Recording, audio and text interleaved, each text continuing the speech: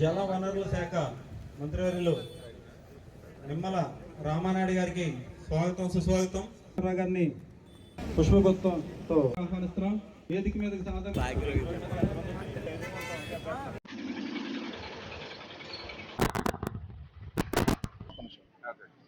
మత్స్యకార గ్రామానికి నేరుగా ఒక రాష్ట్ర ముఖ్యమంత్రి వాళ్ళు స్వయంగా వెళ్ళి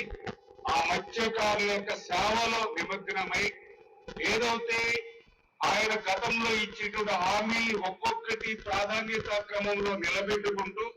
అందులో భాగంగా 10,000 రూపాయలు ఏదైతే వేట నిషేధ సమయంలో ఉండేటువంటి సాయాన్ని 20,000 రూపాయలకి పెంచి ఇస్తామని ఏదైతే మాట ఇచ్చారో ఆ మాటను ఈవేళ శ్రీకాకుళం జిల్లా హెచ్చర్ల నియోజకవర్గం మత్స్యకార గ్రామంలో ఈరోజు ప్రారంభించడమే కాదు, ఇవాళ చాలా మంది కంటే ఏదైతే బ్యాంక్ అకౌంట్లు కూడా ఆ 20,000 రూపాయల చొప్పున జమ అవడం కూడా ప్రారంభమై ఇంచుమించుగా 70-80% మందికి మధ్యాహ్నం 3 గంటలకి బ్యాంక్ అకౌంట్లకి జమ అయింది అని అంటే మాట ఇస్తే ఆ మాట నిలుపుకునేటువంటి ప్రభుత్వం తెలుగుదేశం, జనసేన, బీజేపీ ప్రభుత్వం అని ఈ సందర్భంగా తెలియజేసుకుంటూ ఉన్నా. ఆ నియోజకవర్గంలో కూడా వెలమంచిలి మండలంలో కూడా కొంతమంది ఈ అగ్రకుల క్షత్రియులు ఉన్నారు. నిజంగా వీళ్ళంతా కూడా ఒక నిజాయితీ నిబద్ధతగా ఉండేటువంటి ఒక మంచి సామాజిక వర్గంగా ఈ అగ్రకుల క్షత్రియులు నేను కూడా దగ్గరగా ఉండి చూడడం జరిగింది. మరి ఈరోజు యొక్క సముద్రం మీద వేటకెళ్ళేటువంటి స్థితిలో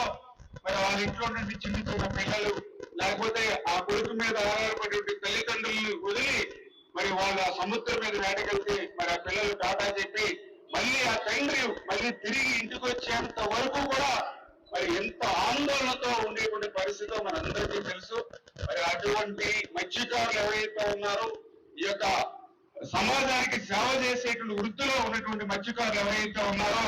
మరి అటువంటి వారిని కూడా ఆదుకోవాలనేటువంటి తలంపుతో అందరికీ తెలుసు. ఏదైతే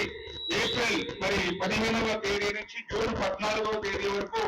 61 రోజులు ఏదైతే యొక్క సముద్రంలో మరి యొక్క చేపలు కానీ రైలు కానీ ఏదైతే మత్స్య సంపద ఏదైతే ఉందో మరి వాటి పునరుద్ధరణ నిమిత్తం మరి ఆ రోజు 61 రోజులు కూడా ఆ వేట నిషేధ సమయంలో వాళ్ళు కూడా గతంలో 10,000 రూపాయలు ఇస్తే దాన్ని 20,000 రూపాయలకి పెంచి ఇస్తామని ఏదైతే ఆ రోజు ఎన్నికల్లో హామీ ఇచ్చామో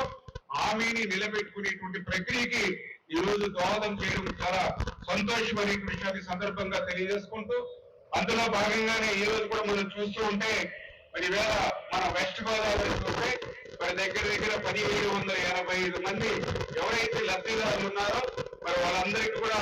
3.5 కోట్ల రూపాయలు ఈ రోజు ఒక్కొక్కరికి 20,000 రూపాయల చొప్పున వాళ్ళ అకౌంట్ లో జమ అవుతున్నటువంటి పరిస్థితి. ఆంధ్రప్రదేశ్ రాష్ట్రంలో కూడా చూస్తే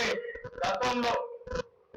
1,16,613 మందికి చేస్తే